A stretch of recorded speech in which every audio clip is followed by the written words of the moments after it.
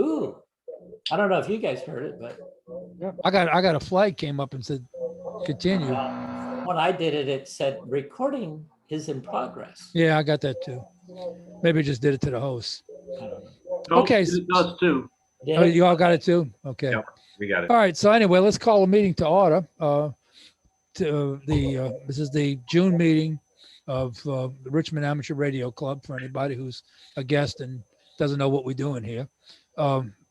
Let's see, we have, let's go ahead and let's do the minutes and then we'll do introductions tonight because the introductions always take a little while. Hello.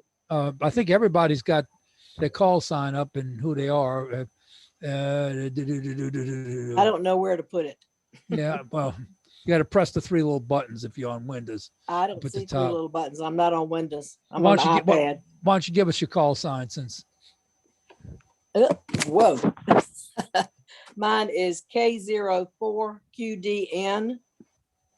okay, Mary? And let's see, everybody else is, we'll And see. then Pat, who is David, is K04QEA. Okay. And we got JB down there. You don't have yours up. David Hines is on. See everybody. Ben's on here.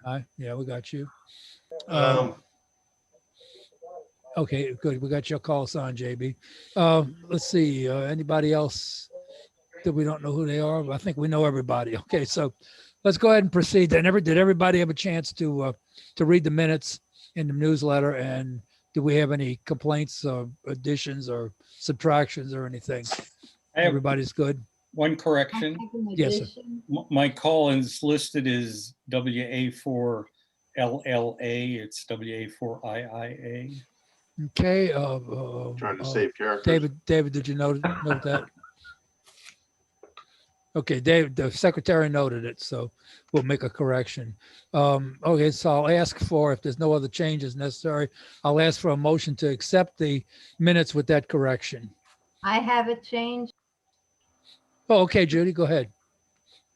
When they talk about the testing on field day, there is testing out at the Fighting Creek Park in Powhatan at 10 a.m. On field day on Saturday. Well, they've already, she Okay, didn't realize the letter was already out. Well, he said additions or Yeah, whatever. we can get that added to next month. That would be great for our testings every month out there. okay. Bruce, I guess you take care of that? Yes, we- Okay. Judy, could you send it to W4BRU@ARRL.net?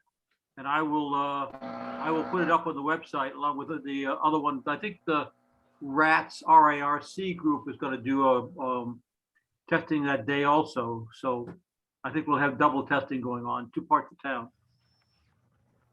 Yeah, just give me that, Whiskey 4 Bravo Romeo uniform. 15, I'm not doing anything wrong. And I think that you should know. At ARRL.net. got it. Thank you. Okay, any other changes or corrections? Then I'll ask for a motion to go ahead and accept the minutes. Make a motion. Is anybody second? Okay, second. All right, all in favor? Aye. Minutes are accepted. Okay, so that takes us to our treasurer's report. Okay, unofficial treasury report. The bank forgot to send us the statement in time. So we started off with $16,499.06. We had $10 for seminars. Well, I'm sorry, $10 for seminars. We had dues of $44. I'm just going to give them to you individually. $40 more for seminars, another $10, another $40 for dues, another $33 for dues, a donation of $10. Thank you very much. That was an overpayment for the seminar that Bruce taught. There was a confusion since Bruce had 2 sessions. Somebody thought that we could pay for each session. So we got a donation out of that. Really appreciate that. And then another seminar, another dues. All in told for the month, we ended up with $207. that we took in. We paid out $4.24 to PayPal for the people that used it. The storage garage of $46, another PayPal of $2.44. And we paid for another year of Zoom at $117.30 instead of the list price of $150. So all told, we ended up with $16,536.08. So we made about $37 for the. Okay, good deal. Do we have any new members tonight? Yes, we do. We have Pat Coughlin, who's KO4QEA. We have Mary Coughlin, KO4QDN. They're both technicians. We have Arthur Davis, who does not have a license yet. We have James Johnson, KN4MOH, who is a general. And that's the last one that we have for tonight. Okay, anyone have any objection to these folks joining our little happy group here? No, Then I'll call for a motion to accept them. motion. Okay, all in favor? Aye. Aye. Aye. Okay, congratulations, new members. You Ken. are officially. Yes, That was KN4MOH. hold on.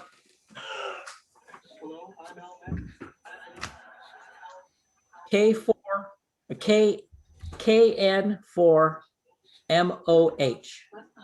Right. Gotcha. Thanks. You're welcome. Okay, Ken, any other treasurer business or?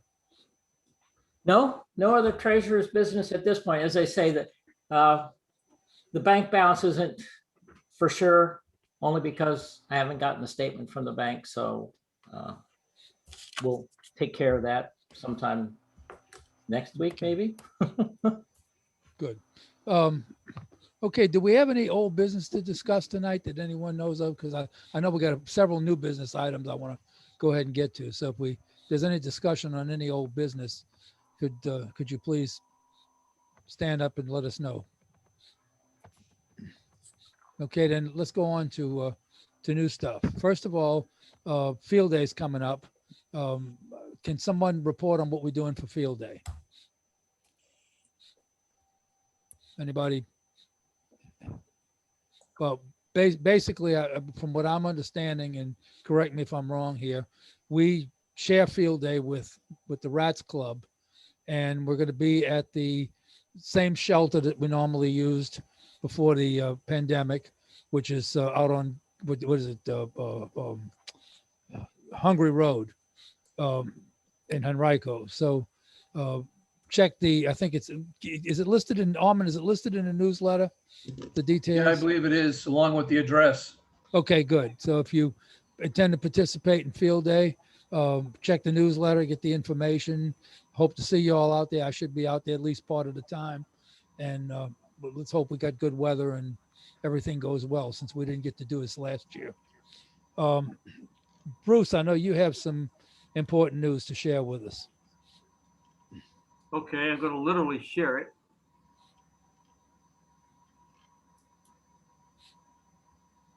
So this beautiful crew is the hams, and part of the ham team, and most of the faculty for Woodson Middle School in Hopewell. The lady in the center here with the orange skirt on decided she wanted to do a space station contact. So to do that, you have to have a ham radio contingent to handle the ham side of it, the technical part of it. So she called us and asked if we would do it. We said yes. So Thursday we had our first face-to-face outside of Zoom. Went down, looked the place over, looked the classrooms we'll be giving the labs in. We looked at the places where the performance is going to be. Our antenna crew climbed up on the roof and checked out the roof for placing antennas, that sort of thing. Good session, a lot of enthusiasm on their part. We had all of the faculty members who were going to be involved there with us, so they obviously they're very serious about it. And that's let's see, 5 of our crew of so far, I think we got either 7 or 8 club members who'll be part of it. So that's just wanted to show you that. We're making good progress on it, and that was our latest step. Okay. Any questions anybody got? Bruce, do you want to let everybody know that we're going to try at least to look at doing this as an actual direct connection and not go through teleport? After our experience in 2016, that was our 100th anniversary of the club, and so we did a ISS contact through the Science Museum using one of their summer camps, and we try to do a direct connection. It's a little tougher to aim those things than you think. At the time, the space station didn't have any regular broadcasting going out. They weren't sending things regularly, so it was really hard to make sure you were pointing right. You have to have 2 stations, a main station and a backup. So this time we decided we were going to be a little more careful, a little more cautious. So we asked them to sign up for what's called teleport, basically phone patch. And we signed up for that, but a crew of at least 3 in our club, headed by Tom, are putting up aimed time beams, tracking beams, and they're going to see if they can get it set up right. The nice thing is that today the ISS has a repeater, and so you can actually test to make sure you're connected okay, and make sure your aiming is right. They get that squared away. We're going to go back to them and say we want to switch to a direct connection, which is why we had guys up on the roof checking it out to make sure we could hang antennas up there. So all that looks positive, and that's where we're going. And I'll have more stuff out on the website and probably in the next newsletter. We do it. They've been told they're going to do it sometime between January and June. That's as close as they get at this point. And as it gets closer in and they figure out what the crew schedules are, they begin to set up a more specific time. Any questions? All right. Bruce, just one. If I know Tom, I know I've never gotten around to picking up an antenna from Tom. If that antenna can be used, go right ahead.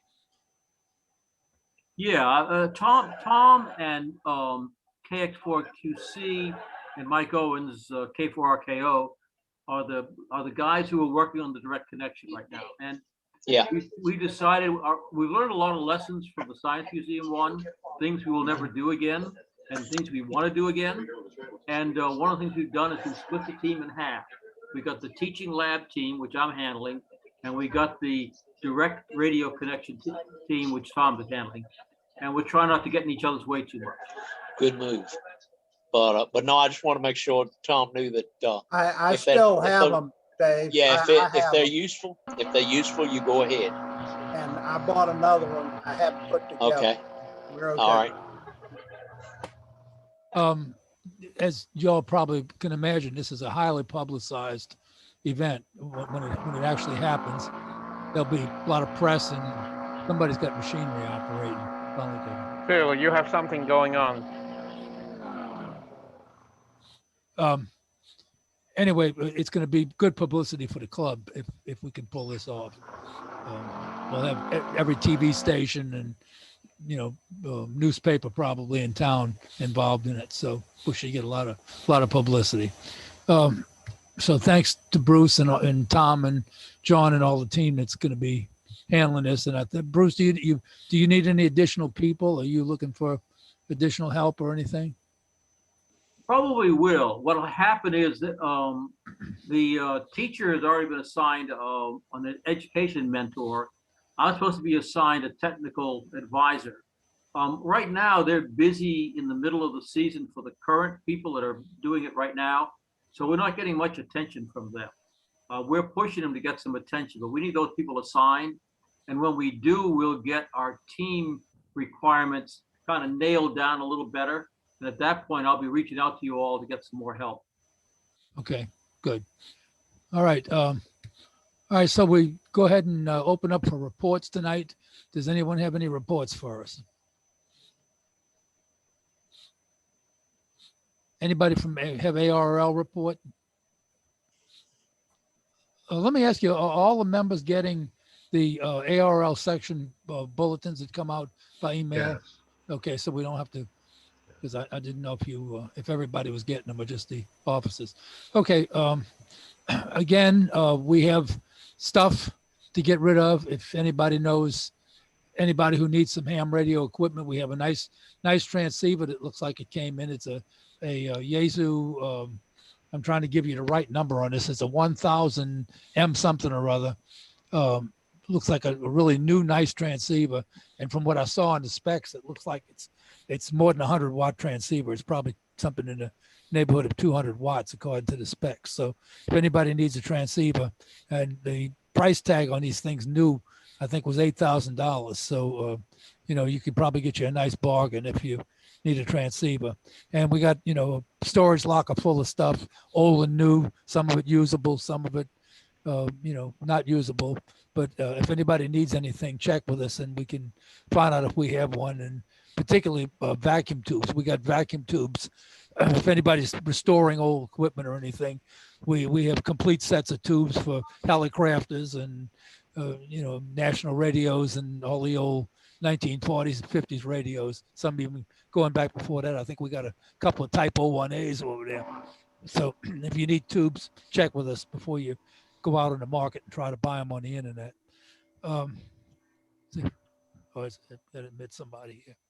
All right. So nobody has any reports for us or anything? John, this is KJ4IT. Yeah. You were talking about the ARL section report. Is that the one from Joe Paulson? It comes out from, I think, Garden. Is it Garden somebody? It's not from Joe Paulson. Comes out from whom? I'm trying to remember the person's name that sends them out. It's not Joe. It's somebody else. I think it's a fellow by the name of Robinson out there in Powhatan. Yeah, it might be. It might be. Oh, okay. So well, I get those. So those are, okay. I guess, questions answered. Yeah, good. This is Mark from out in Powhatan. They actually come from Ed Gibbs, and I just forward them out. Yeah, that's the right name, Ed Gibbs. Oh, okay. Well, thank you very much for that. It's very good. Sure. Thank you. Okay, so if there's no other business to conduct, I guess we can go ahead and turn this over to our speaker tonight. I think you all know Phil. He's talked to us a few years back, and he's going to give us some more insight into what went on with being a ham in Russia and, what kind of things you're up against. So let me go ahead and turn. Yes. We should probably end the business meeting first. Yeah, I will. I'm just introducing him. So anyway, I'll go ahead and turn the floor over to him. In the meantime, let's go ahead and end the business meeting. I need a motion to adjourn the business meeting. Motion. Okay. Anybody second it? Second. Okay. All in favor? Aye. Okay, good. All right, Phil, it's all yours. Okay, great. Am I being heard? Yes, you are. Yes. Okay. First, I got to let you all know that I'm running on satellite, and what might happen is if we get a lot of overcast, cloudy kind of weather, we could lose satellite. So if I disappear abruptly, that's the reason. Okay. Okay. Okay. To start, I hope you all had a chance to take a look at the RARC-Russia-com website. And I'm also pleased to mention we have Ed NT2X here with us this evening. He's signed on. Tonight is going to be a follow-up of the 2018 presentation that we made. I have stories to tell, mainly little stories of things that went on in my travels through Russia with Ed. And I did make the trip there without Ed alone. So I'll be telling these kind of interesting little stories of things that occurred on our trip. And then Ed, I think, has some great information about amateur radio in Russia today. and in the past.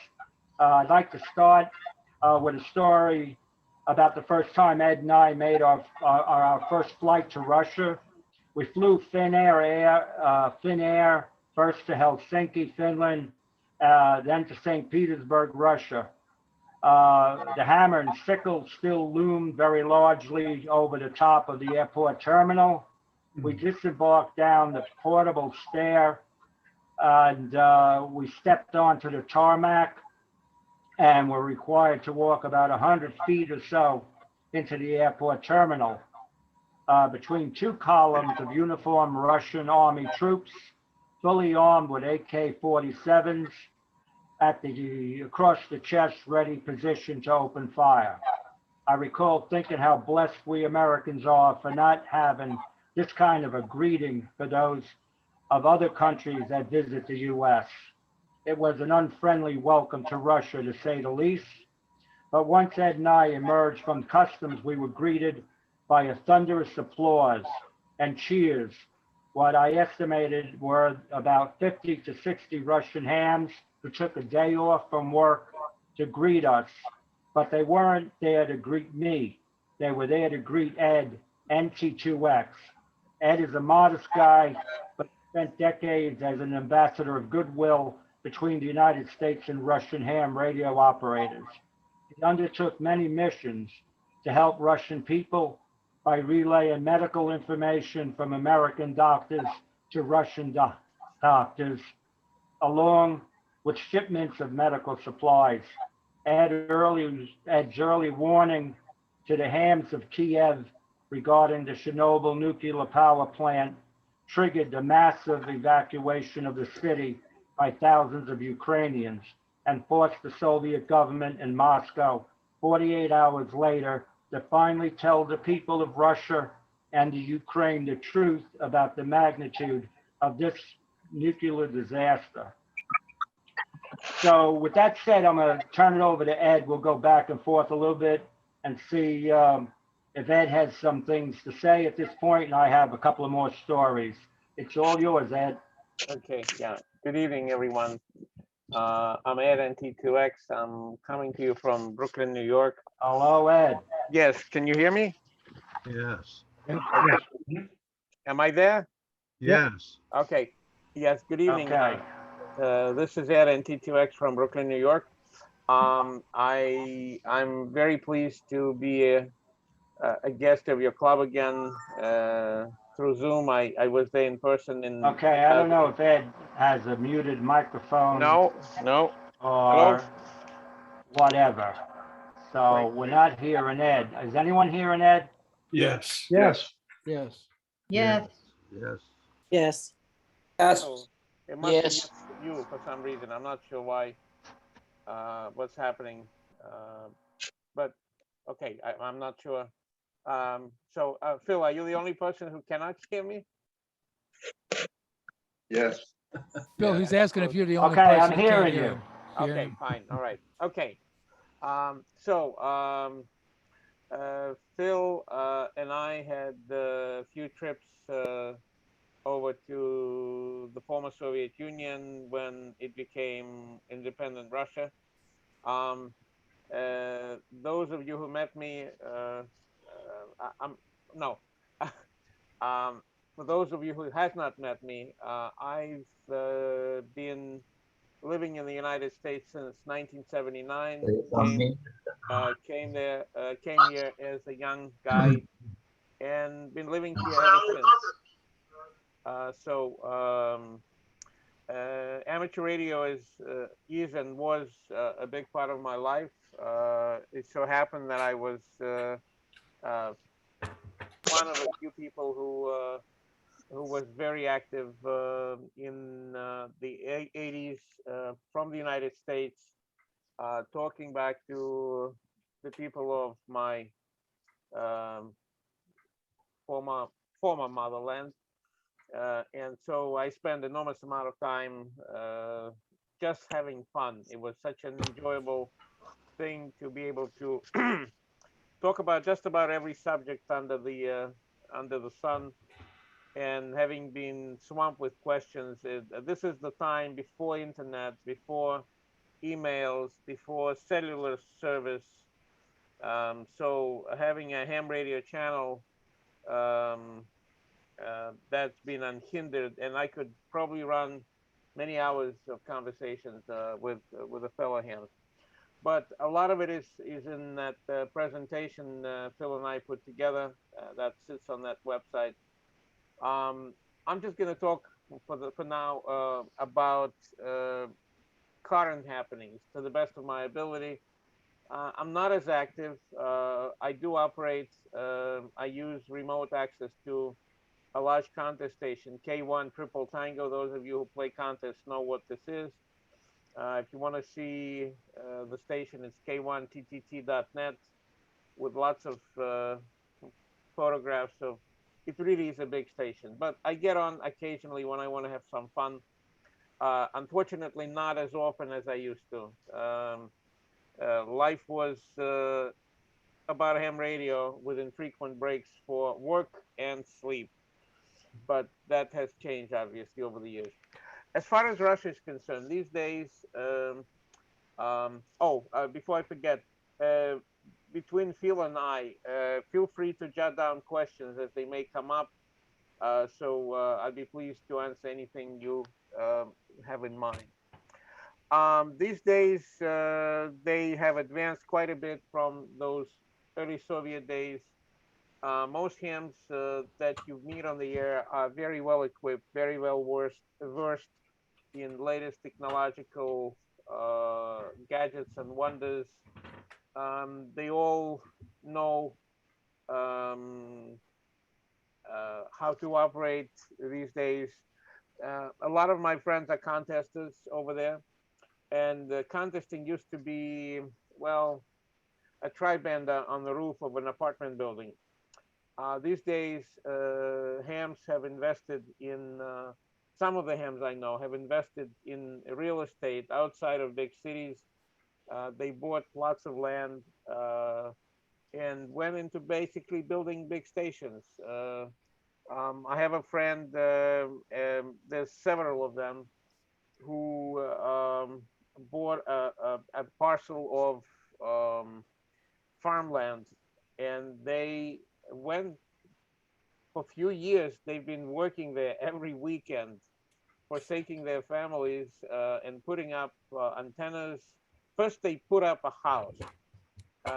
They learned the trade, the craft, to build a big station, put up antennas. They are builders, they are plumbers, they are electricians, they are welders, anything you can think of, trying to put something big, and it begins to pay off. I'm not sure these days what call signs they use. I think it's Radio Tango 3 Fox, but there may be a different one. And they on the air all the time in all the contests. It's a marvel of construction. I think they have a website someplace. I wish I could just bring it up, but it's not ready yet. There's still work goes on. The latest transceivers, good amplifiers, big masts, towers, antennas that they're putting together. So for the people who are serious about putting out good signals in major competitions, they're still capable of doing that. There's no limitation as far as contesting is concerned. So these guys are as good as any contest in any European country or here in the United States. And you will find that quite surprising, but at the same time not surprising. Hams have their own in Russia, have their own website, a forum very much like qrz.com here, except over there it's qrz.ru. I think it's forum.qrz.ru. There's an awful lot of interesting subjects, happenings, all QSL cards, computer technologies, software things, just about anything we discuss here. They have their big discussions over there. So it's quite lively. occasionally they come across or make up subjects that are quite enthralling, I would say. And reading various commentary gives you an idea that ham radio is alive and well. I'm gonna give Phil a chance to say a few things because I can keep going for quite a while with this. Go ahead, Phil.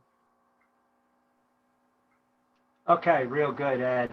I would let everyone know that Ed has no idea what I was going to say. So this is not rehearsed. And so I'm going to go on with another story. And Ed, if you feel like commenting on my stories, if it brings back memories, please feel free to do that.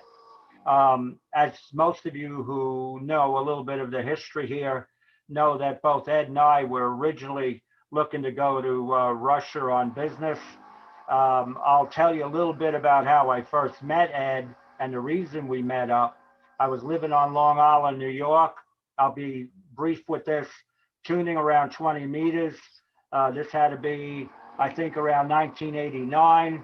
And I heard a signal that where the individual was speaking a foreign language. It was reasonably good signal, and I stopped and listened a moment, and I thought it was either Polish or Russian or something of that sort. And suddenly the station signed November Tango 2 X-ray. So I realized, wow, this is an American guy speaking this foreign language. And suddenly I realized he's speaking to United Alpha and stations in Russia. And so I'm listening to this, and what's starting to cross my mind is this guy's a Russian spy, and I think I should call the FBI. So I held off on calling the FBI, and I'm listening, and fortunately he was going back and forth in Russian. I didn't understand what they were saying, but I was getting closer and closer to the telephone to call the FBI that I found a Russian spy. So I looked him up in the call book, this before the internet, and I find out he's living in Brooklyn, New York, and he has a post office box, which I figure is a great cover for being a spy, not an actual address. So I'm about to call the FBI on this guy, and suddenly he's talking to a Russian who starts speaking English, and I realize they're talking about cars, American cars, the price of American cars. And which is better, to get an American Ford or a General Motors car or a Japanese Honda or whatever, and they're talking about cars. So I'm listening and I'm realizing, well, maybe this guy isn't a spy after all. So what it turned out to be was Ed, for many years, being a goodwill ambassador. If you go back to the original, that website, you'll get a little bit more insight on how careful he had to be about how he presented himself to Russian hams, because they were very, very limited in what they could say. Russian hams back in those days were basically signal reports, weather reports, and if they can get any technical information, if you asked them any personal questions or any probing questions, it was Vastadanya, see you later. But so Ed was allowed to speak and talk about America. They would listen, and you would think he was in a QSO with one Russian, but actually dozens and dozens were listening. And I hope Ed will touch on how that ended up being a big part of the collapse of the communist government in Russia, when all the hams all over Russia, I guess all of them having spoken to Ed or know about Ed, rallied. He happened to be in Russia in Moscow at just the right time, exploring business opportunities for him and I. But anyway, getting on to the business opportunities, we were looking to do some business in the new Russia. And after I realized, by the way, that Ed wasn't a spy, I contacted him and we became friends. Well, we were consulting on bringing American businesses in the form of joint ventures to Russia. While in St. Petersburg, we were faced with having to go to Volgograd for our next day meeting. Ed suggested we fly. At the time, the Russian airline Aeroflot was still operating under the old communist system. Everyone flew for free. The Russian airline Aeroflot would allow all citizens to fly for free in their socialist system. And but since we were not Russian citizens, we had to purchase tickets. They were VIP tickets, with our luggage being given VIP handling, which meant there was a chance it wouldn't get stolen, we hoped. The cost of the flight was $20 each. The flight distance would be like flying from Boston to Miami. We were escorted into a private room, offered tea and cookies, but we declined considering the potential for digestive upset drinking anything we knew nothing about.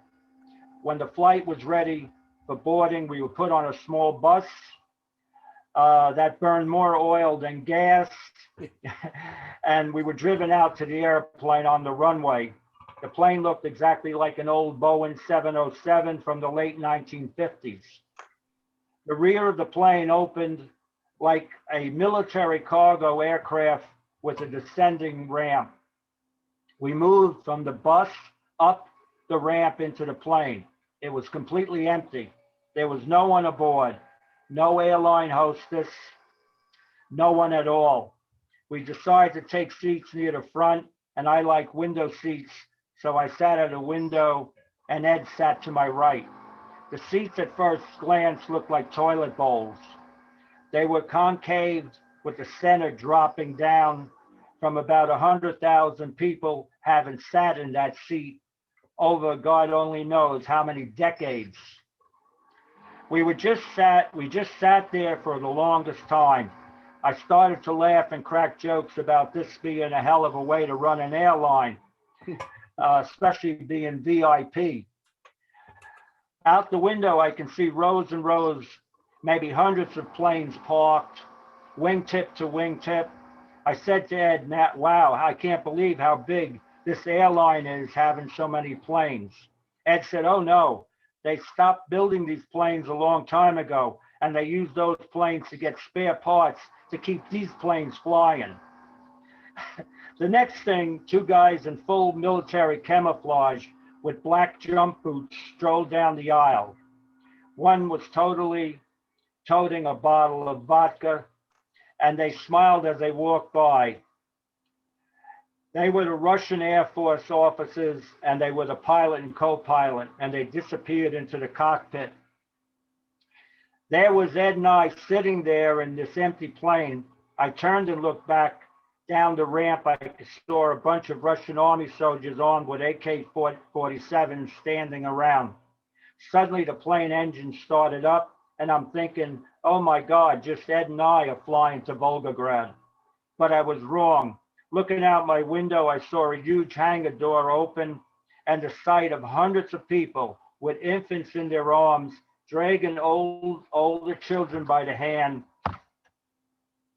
Turn the page. Carrying shopping bags, running towards the plane.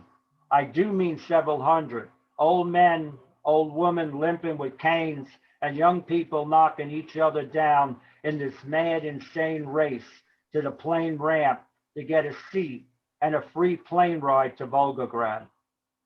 Armed soldiers funneled the people up the ramp. People started to flood the plane, yelling and pushing each other aside, starting to yell at them, shove them back, pushing each other aside to get a seat for themselves and their family. When the plane was full, the soldiers got physical with people, starting to yell at them, shoving them back to the big hangar. I asked Ed, can these people get a later flight? He said, well, if there's fuel, all the fuel goes to the Air Force first. Aeroflot gets what's left over. Okay, the ramp went up and we started to taxi. Absolutely no airline personnel on board. No buckle your seat belt overhead sign, actually no sign. No announcement from the pilot. Ed buckled up. I reached for my seat belt only to find I had just the side with the buckle on it. There was no other belt on the other side of the seat. I said, Ed, I only have half a seat belt. He said, well, hold that across your lap. But we landed safely. All the spare parts in the plane worked. Vlad picked us up at the airport. When we got to his home, I told him the story of my flight. In typical Russian humor, Vlad laughed and said about Russia's Aeroflot, if you want to get there in a hurry, take the plane. If you want to get there, take the train. Ed, any comments? Well, I have to admit, a lot of these fine details totally erased from my mind.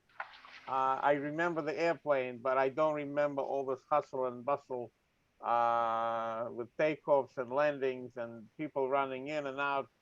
But it's probably very typical of the times that we made that trip, only because it surely sounds like the early days of a different country as Russian Federation and not the Soviet Union.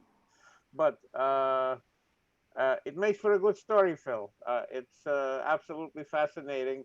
I'm sitting here and listening to you and saying, did I really ever do this myself?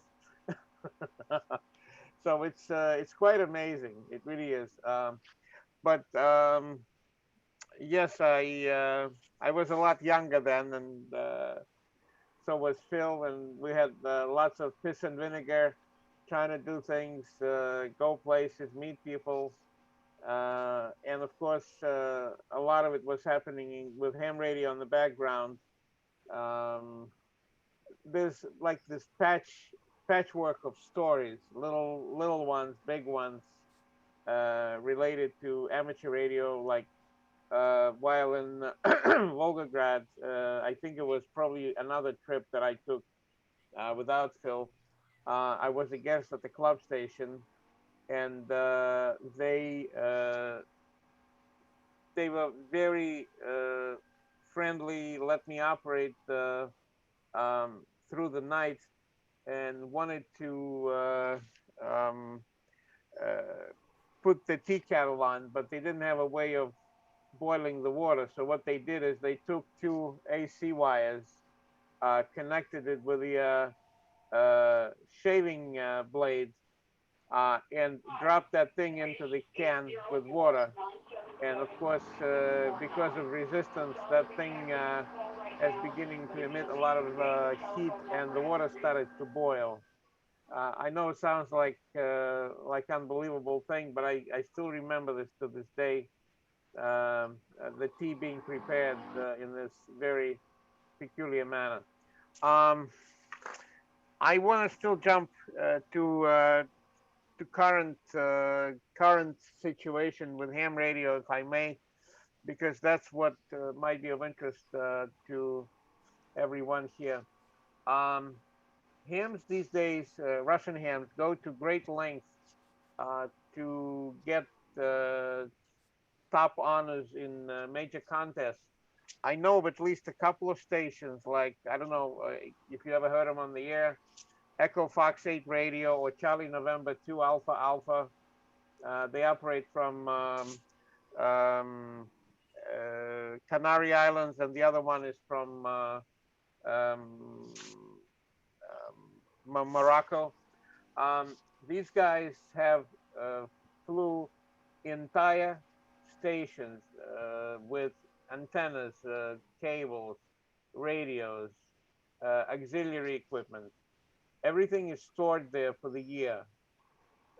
Just a month before the contest, like CQ Worldwide or WPX begins, they fly a crew over there to put up every tower, run every coax, run every test, get everything connected and ready. And when the contest is over, 48 hours later, they totally disassemble everything. And these are serious installations, big tall towers, lots of beverages, verticals for low bands. they take top orders. They run like crazy. Then these good strategic locations, so they can work the United States and Europe and Asia, sometimes all at the same time, because they are by seashore on cliffs, and these are big signals. It almost sometimes unimaginable the expense being spent. They're not multis. I think they're multi-singles. So when the station puts out a signal, you have a group of 6, 7, 8, 10 guys operating on the same channel in parallel. When one guy is running, the other people are seeking out multipliers, pointing the antennas in different directions. And when there's a break, the main guy stops running for a second. They jump in and pick up whoever calls in. It's extremely intense. It's like if you've never experienced that, you have no idea of the kind of craftsmanship that goes into running a multi-single. The tempo is very high. They're working 300, 400 stations an hour. They jump around the band, pick up multipliers, swing antennas, call, CQ, and there's not a second being wasted. And they constantly rotate because the main guy, the point guy, gets tired. I've seen it in operation. I haven't been to either one of these stations. I've been to another location in Cyprus where Papa 33 Whiskey, again, you may hear them in the contest, was putting up this type of operation. Very, very sophisticated by any standards. No matter where you live, they've learned how to do these things, and it's absolutely amazing. I cannot imagine the amount of money that was invested into these operations. They also love local contesting. There's a lot of local competitions. There's people who are trying to do what they call on-site competitions, which means let's find a place, set up tents, put up just about equal antennas. Everybody runs 100 watts, and let's see what happens. So you're competing not as much on the strength of your hardware, but on the ability to run pileups and be very, very active and being a good operator. That's the true test of operators' abilities. I think that's we see this only on WRTCs whenever it takes place here in America, but over there it's something that they play with throughout the year. Youngsters are encouraged to participate. There's multiple on-site competitions throughout the country, and so it's a really interesting thing if you can view it up close. I'll take a break and turn it over to Phil for the next set of anecdotes. Okay, real good, Ed. Let me just say that Ed was experiencing a lot of this with me, so I'm hoping I jog his memory a little bit. The Volgograd tractor factory was made famous producing a tremendous number of Russian army tanks during World War II. It was converted over to a Russian farm track to making farm tractors. They built better tanks than they did tractors. All over southern part of Russia, the massive farmlands you could see in almost every farm field, one or two sitting rusted hulk of a Russian tractor. They were totally broken down. The farmers just let them sit in the field and then they plowed around them, looking like these big brown rusty blobs in every farm field. The best tractors were being made in Belarus, but they were very expensive. Belarus was now an independent country. The idea of importing used American Ford and John Deere tractors to Russia became a possibility. After Ed and I spoke with government officials in the Volgograd Oblast, an official tour was arranged for us to visit a privately owned Russian farm. We drove for several hours out of the city in southwest direction, traveling in an official government limousine with the flags on both front fenders. I had noticed many times along Russian highways what looked like two very large dome-like buildings sitting side by side with a long asphalt roadway leading out to the highway. Being from the Northeast USA, I thought they looked very similar to the type of facilities along highways that are used to store rock salt, sand, and trucks equipped with plows for snow removal. These were literally all over Russia. But thinking it was southern Russia, I thought they couldn't be getting this much snow. So I asked Ed, who was the most fantastic translator, to ask the official what those buildings are. He replied, "It's the Russian Air Force." He said, unlike the United States, we don't have Air Force bases for our bombers and MiG fighters. Like you had your whole Navy in one place called Pearl Harbor. All of Russia's bombers and fighters are spread out all over Russia and can't be destroyed in one attack. They taxi down the roadway, turn onto the highway, and use that as a runway to take off and land. I thought that pretty amazing. We did arrive at the family farm, and they were thrilled to host us. We did a whole tour of their farm and facility. I thought that was really great. After the tour, we met all the family members, and a big table was set up. As is a custom in Russia, all the food in the household was put on the table for guests. That included drinks. Yes, there was some Russian beer and vodka, but what really was a fascinating and incredible thing for Ed and I to see. Here we were in the middle of South Russia, never mind a big city or even a town.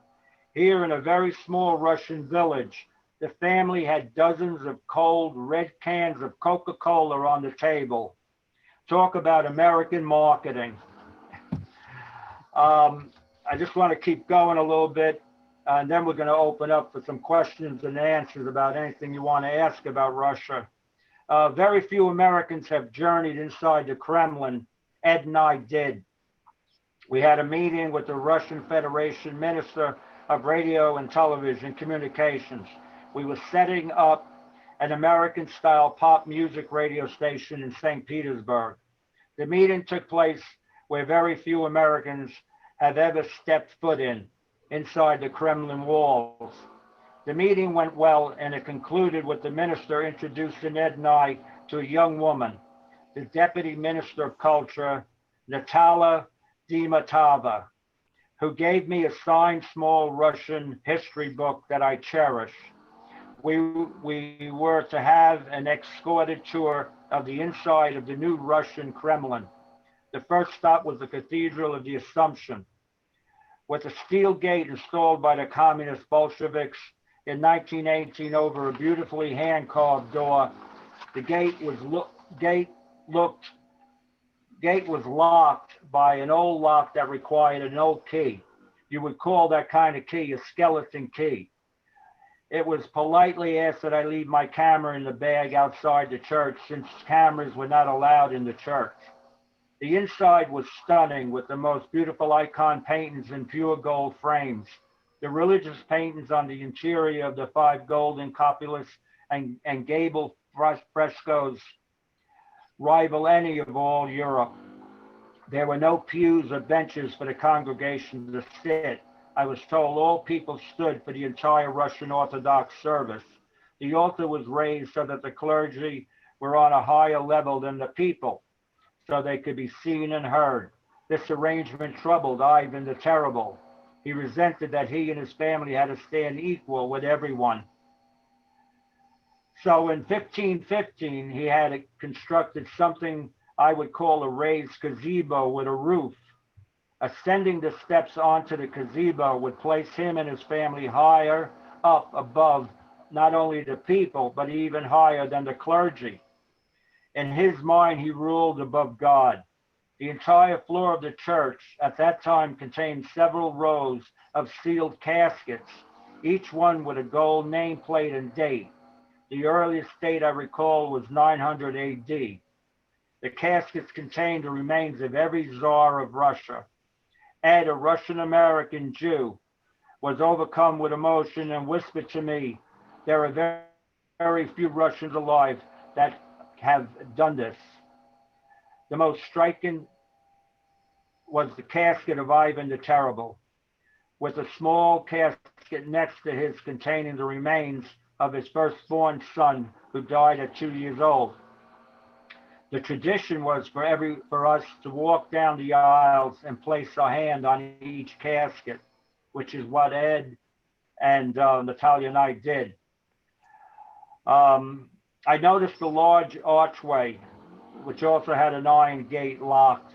I asked Natalia what that archway led to. She told me it was the basement where the remains of the past archbishops of Russian Orthodox Church are buried vertically, and the new Federation government was currently in negotiations with the church regarding returning all church property and control of the Kremlin churches. I believe the Grand Princes and Tsars' caskets are placed in the church by the Bolsheviks temporarily. I don't believe they are any longer in the church. The next, we went to the Kremlin Armory. What Ed and I saw inside the building is another amazing story. The interior size is equal to 5 or more basketball courts.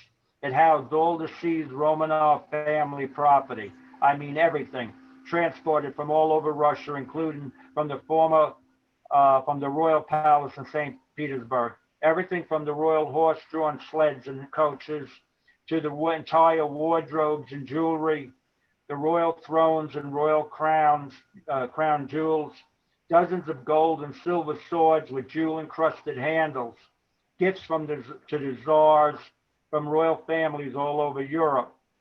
I mentioned to Ed to slip one of the swords down his pants legs and let's get out of Russia as millionaires.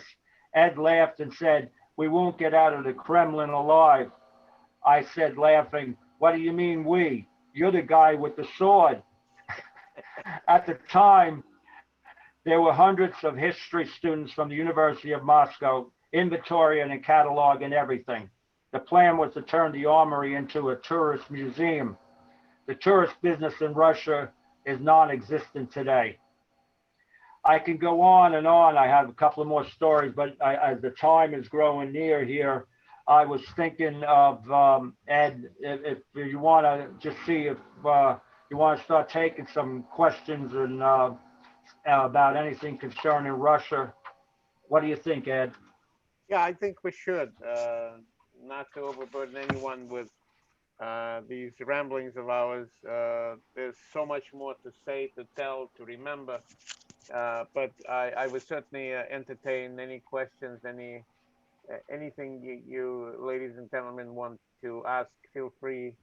However, it's down to maintain law and order here on Zoom. I don't have a question, but I was going to tell you about something and get your perspective on it. I talked to a club, somebody from a Russian club the other night.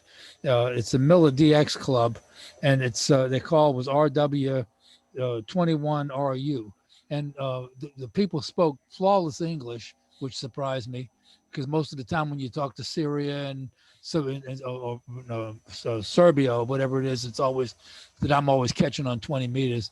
They're talking with heavy accents. It's sometimes hard to even get their calls. These people spoke flawless English. They had beautiful signal. And by the time the guy had gotten my call letters, he had looked me up and apparently found out in either QRZ or whatever he was looking in, who I was, where I was. But he told me, when I signed with him, the next couple of people that he talked to, he said, I'm going to take 1 or 2 more calls because the generator's about to go down.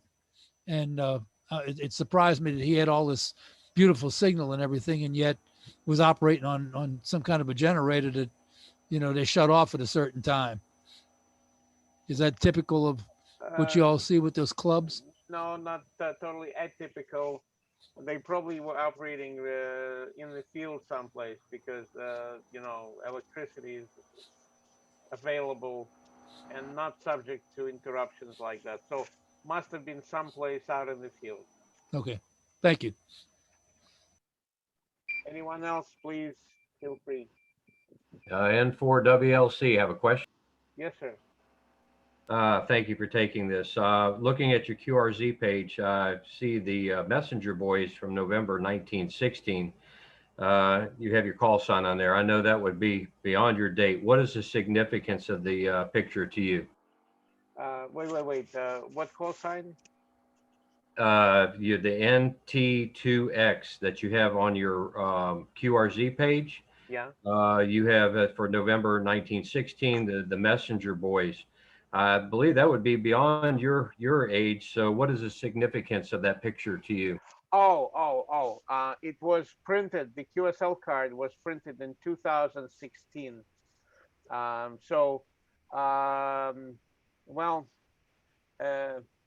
Significance.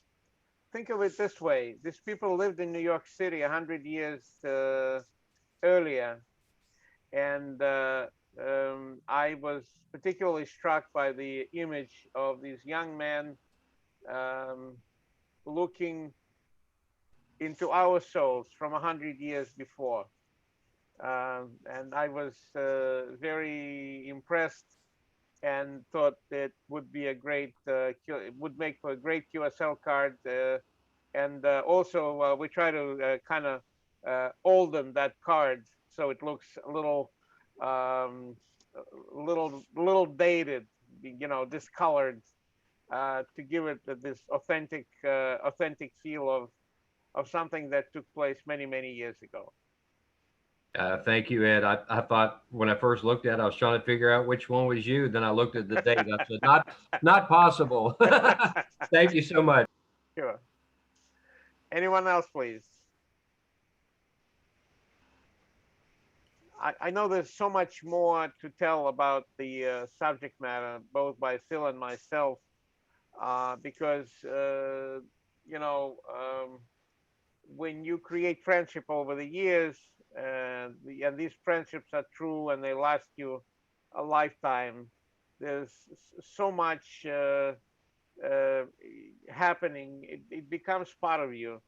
And, when you meet people on the air, like you all probably do, and you exchange news, how are things, what's been happening, especially these days when we are kind of tied to our locations and we don't travel as much as we did in the past. I think amateur radio becomes a lifeline of sorts, especially with friends far away. Of course, we now have internet options, ham radio, but you know what? Nothing beats a 20-meter QSO over the North Pole with a flutter in the call sign. You know what you're getting. You know how far you're reaching. You know how many people might be listening. So it's part of our common lore. And I have to say this, Charlie Whiskey is very much alive over in that part of the world. It's still part of your extra type of license. No, I'm sorry, any license. They never gave it up like most European or American authorities or countries where CW was physically made obsolete. They still require it. So I suppose it's what separates the men from the boys. It's sort of a rite of passage, if you want. If you're a ham and you don't do CW, then something is missing. Obviously. Ed, why don't you mention something about Samuel Morse that you were telling me about with Russia? Yeah, an interesting thing. Yes, thank you for bringing it up.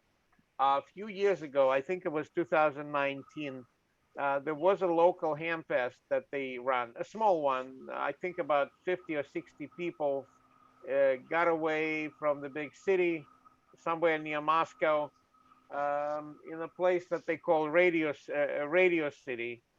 And what it was is a gathering of guys and girls where all sorts of competitions took place, like soldering and Morse code operating and pile-ups. And they went fishing and they went shooting targets and stuff. But one of the attractions was, since I was here in Brooklyn with a few friends, they have asked us to go to Samuel Moore's tomb. He's interred in Greenwood Cemetery in Brooklyn. There is very remarkable monument that sits on the hill. If you're ever in Brooklyn, if you're ever in New York, by all means, take a trip. The cemetery by itself is a beautiful place. You don't get, it's more like a museum, if you want to use that word. So what we did, we went to that monument and we initiated a video broadcast of sorts through cellular network, where we showed people what the monument was about. We talked about history, and there was a very receptive audience on the other end. All these people were gathered around a laptop, and I think maybe there was a larger screen, and they all listened and looked. And at the end, after we read what we had to say, I wrote a poem. I do on occasion do that in both English and Russian. This was in Russian. And so we read a poem dedicated to Samuel Morse. Maybe one of these days I'll have it translated into English, poetically, of course. But this was a beautiful tribute to a gentleman who started it all. And, Morse code has been around for almost 200 years now. It all started in the first or second quarter of the 19th century. So we are all beneficiaries, even though a lot of that technology has been upgraded and stuff, but we are beneficiaries of something that's been that old, and yet it never loses its glitter, its attraction. Phil, anything you want to add to it? Yeah, Ed, I want to explain to everybody what I'm talking about with some of the stories I told, and I have more that I haven't told. I'm just trying to, I guess, accentuate what life would be like under a very strict socialist form of government. The Russian people have really suffered throughout their history a very, very great deal. Going back to the times of the Tsar, they've faced tremendous adversaries and adverse life for centuries. So the one thing that I want to partake is that you can't judge a people by the government that represents them. And we should be, as Americans, very, I guess, sensitive and aware of that. Throughout our 240-year history, we've had times where there were unfavorable governments in power, but there's still an American lifestyle, an American way of thinking, and something called being an American that's very unique and special. And the one thing I learned with all my trips to Russia and having friends in Russia, knowing Ed, is that they are very much like Americans. I have a story about a train ride because Ed and I were tired of going flying Aeroflot. We were never going to do that again. So we did take a train ride. We ended up on a sleeper type of Orient Express type of compartment. We both had a compartment, and I'll be very brief. The train before it left the station filled up with college students along with their wine and guitars, and they were leaving, I believe it was St. Petersburg, to the Moscow area for a rock concert, an outdoor rock concert. And Ed and I were planning to do an overnight sleep on the train and attend a business meeting in the morning, very well rested and fresh. But as it turned out, the kids, the teenagers, the college students started partying on the train. They took over the whole car. They were in the hallways singing and playing guitar, drinking wine, and being college kids. And I looked at Ed and I said, there's no way we're going to sleep. So Ed said, okay, calm down. I'll go out and talk to them. So he went out of the compartment. He went in the hallway to talk to these students.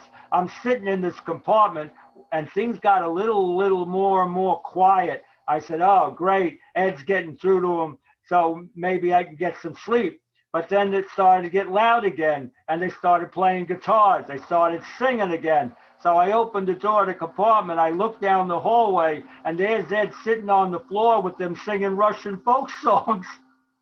So he saw me, he yelled, come on, come here. They all want to meet the American. And so I sat down on the floor and Ed was translating. We spoke a while. And you want to know something? They're good-hearted kids. They're no different than our kids. They were just a bunch of college kids having a great time. And you get to realize that there's just a great deal of similarity. So I'll stop at this point if anyone else wants to speak. I think Steve has a question. Oh, Steve. W4SB, go ahead, please. Thank you very much, Ed. I appreciate that. Appreciate you being here and talking to us.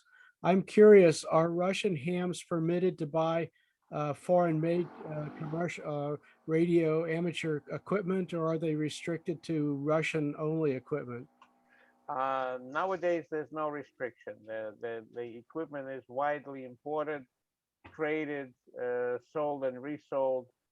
So at times I find stations that are much better equipped than even one of the best stations we have. Ed, are they subsidized or do they pay for No, themselves? Yeah, people, listen, if you want to own the best, you spend the money. You want to drive a good car, you invest in that vehicle. You want to play the airwaves, you buy a good radio. So yeah, that's those times when they had to put it all together themselves are history, fortunately. So you have people spending enormous amount of money on equipment, foreign equipment, imported equipment. Importing radio equipment into Russia is not a simple matter because it's radio transmitter, and you have to have clearance from the customs, but of course your license gives you that ability. Your equipment is recorded on your license. They still want to know who owns what and where. That never went away to the point where nobody cares. There was a period of time when they didn't, and nowadays it's a little more strict. So, but that's just Russia. Thank you, Ed. Appreciate that. Okay. Anyone else? Any Ed, you know, I'd like to mention your story with Rick Palm. I think everyone's familiar with Rick. He does the for many years, the public service, AREC, the whole RACs, everything to do with the ARRL and emergency communications. And Ed was responsible for, just before the fall of communism, he arranged for Rick from the ARRL to travel to Russia, and Rick Palm set up the Russian Amateur Emergency Radio Service, which is still in operation in Moscow, operating very similar to the ARRL's Amateur Radio Emergency Service. And Ed arranged all that. And I don't know if Ed, you want to talk about that, but one of the funny things about that is that when Rick was in Moscow, he stayed at a particular ham radio's operator's apartment and slept on a very small sofa. And when I was in Moscow sometime later, I slept on the very same sofa. And when that particular ham was my guest at my home on Long Island, I had a bigger sofa and for him to sleep on, and it became a big joke. But it was a lot of fun. And so I don't know, if Ed, you want to mention how you actually set up, your efforts helped set up the Russian Amateur Radio Emergency Service? To be honest, I don't remember much detail because I know we helped Rick come over, and he dealt with a lot of other guys. I guess in that story, I was more like a conduit, and not as much as participant. So that's now part of history, of course. I do want to mention something interesting that most of you gentlemen may not know. Russia is a co-signer to CEPT agreement, which means since we are part of CEPT as well, if ever Americans travel to Russia, at least officially, at least at this time, we do not require any special permits. We can just sign W4XYZ portable UA3 or portable UA1. You don't have to apply for a license. It may change. Russia is becoming a lot more conservative, and I'm using that very diplomatically, that word. They're kind of closing down, but that's a whole different subject. But these day and age, you can still go there, get on the air, if you know if you have friends, or go to a contest station. You can just get on and operate, and that's always a cause for pileups. No matter where you get on, Europeans or Americans or Japanese, you would be a real DX with your exotic call sign portable UA something something. Over to you, Phil. Okay, real good, Ed. I'm glad we had an opportunity to talk to the radio club about Russia. Obviously, Russia has been in the news nonstop for the last several years. And one of the wonderful things about ham radio is we could put things like various religions, various political situations, and so on aside.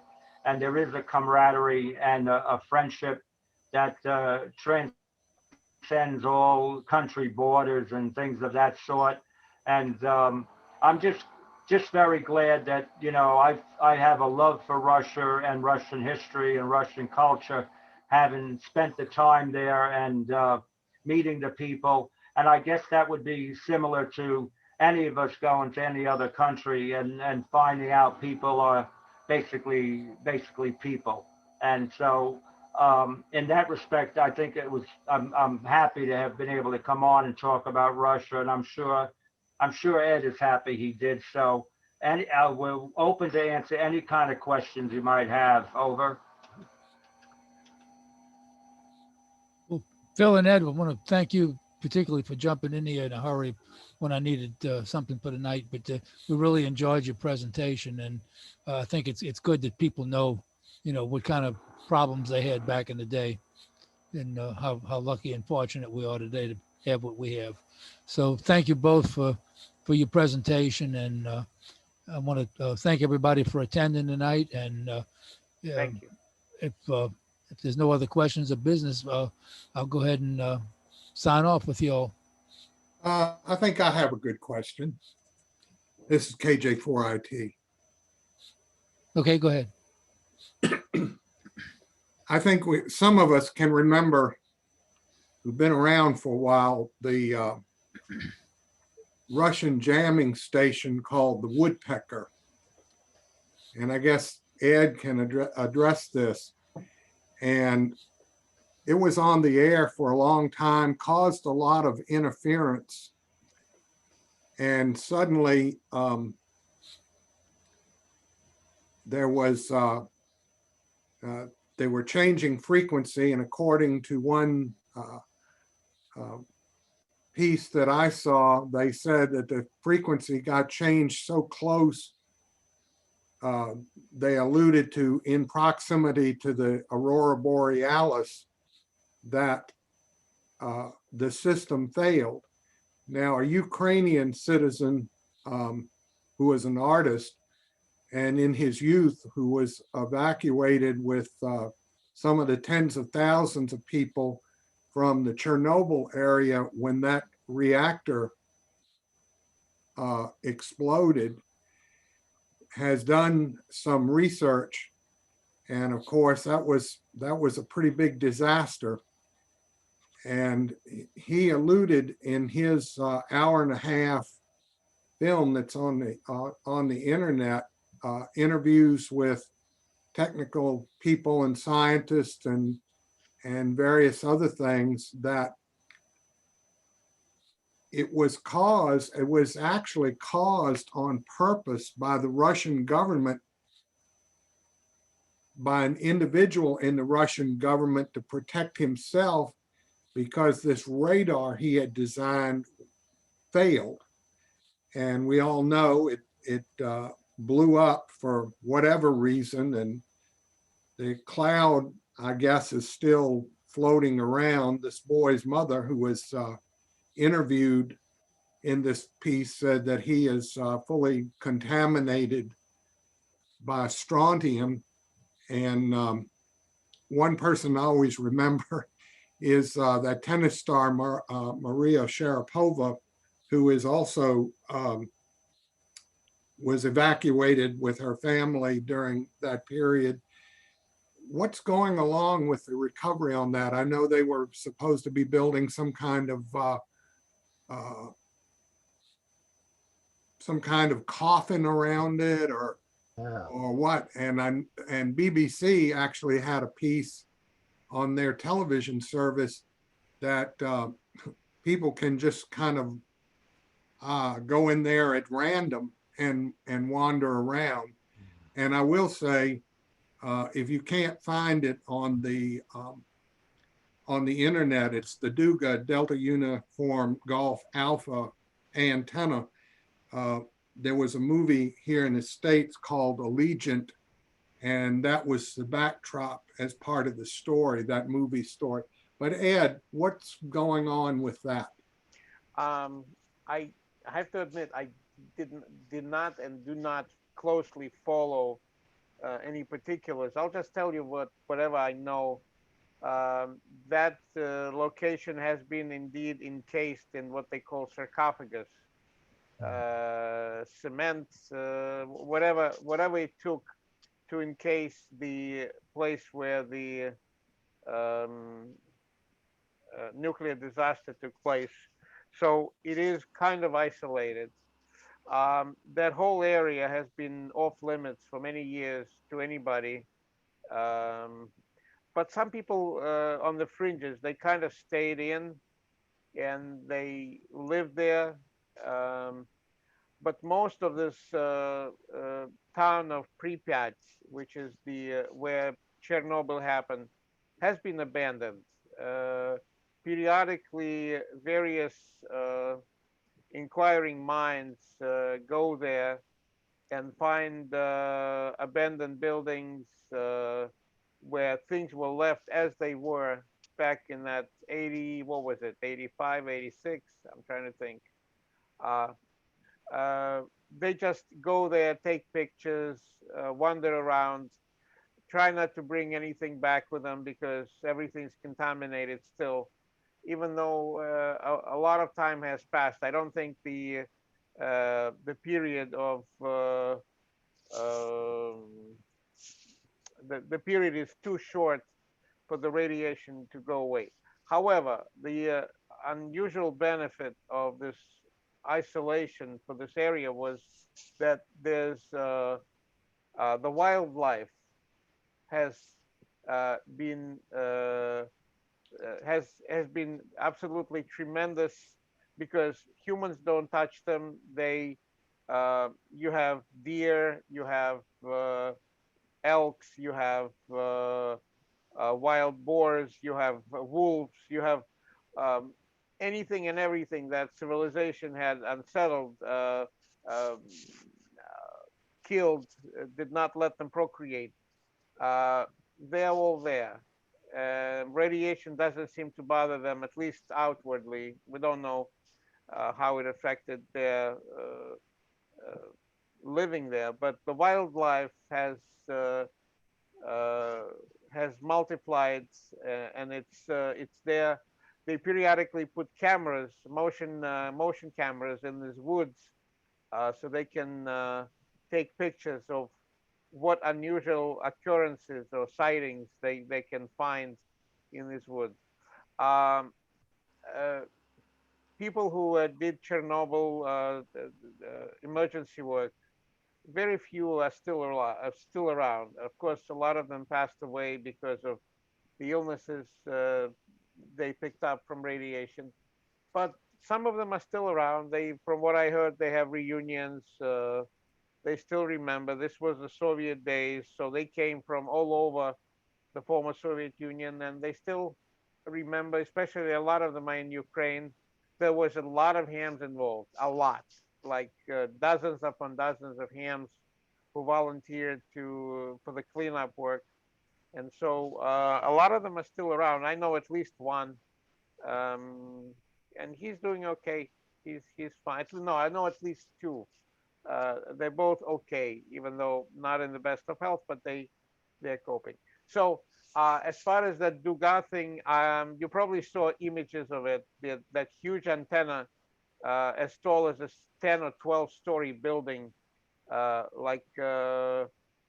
just sits out in the field, a wall of antennas. That's probably that woodpecker. I don't know for sure if it was or it wasn't, but it looks very imposing and kind of threatening. I would hate to be anywhere near when that thing transmitted, because there's probably megawatts of power that went out. So, well, I think in the narrative for the piece, they pointed out 10 megawatts. okay. And the thing that was really interesting about the antennas, I looked at some of the video on the antennas several times. And I guess if you can imagine a whole bunch of dipole antennas that come down to the center feed point, but from that feed point, they have a whole bunch of elements that are circular and kind of flare out. And they have what appears to be what we called in my field hard line, but it was a transmission line coming up. And then in another couple of glimpses, I caught that there seemed to be some kind of matching going on with some ladder line or something. But I'd say, Ed, that it was really a terrible thing. And my only souvenir of that is my QSL cards made in the Ukraine by a fellow named Gennady. And so I figured if anybody know, you'd know. So thank you very much. Thank you for coming again. Thank you. There was and if anybody's interested, there was a PBS special that was running a few years ago, about that sarcophagus situation. And they did, in fact, put the sarcophagus, they built it and rolled it, I think 300 and something feet or something on railroad track down to cover the building. And they also put robotic equipment in the sarcophagus to disassemble the plant, because they said they could never disassemble the plant with using human labor. And supposedly the sarcophagus is not a permanent fix, but they're hoping that the robots can disassemble the plant and do whatever it has to be done to it by the time the sarcophagus fails. So I don't know if that thing's still around, but you might want to check PBS and see if it's showing somewhere. Well, thank you. I'll do that. Okay, well, good night, everybody. Then, if there's nobody else, I'll see y'all and hope to see y'all at Field Day. Okay. Thank you for having us, ladies and gentlemen. Great pleasure. Yeah, thanks a lot, everybody. Thank you, Ed. Yeah, we-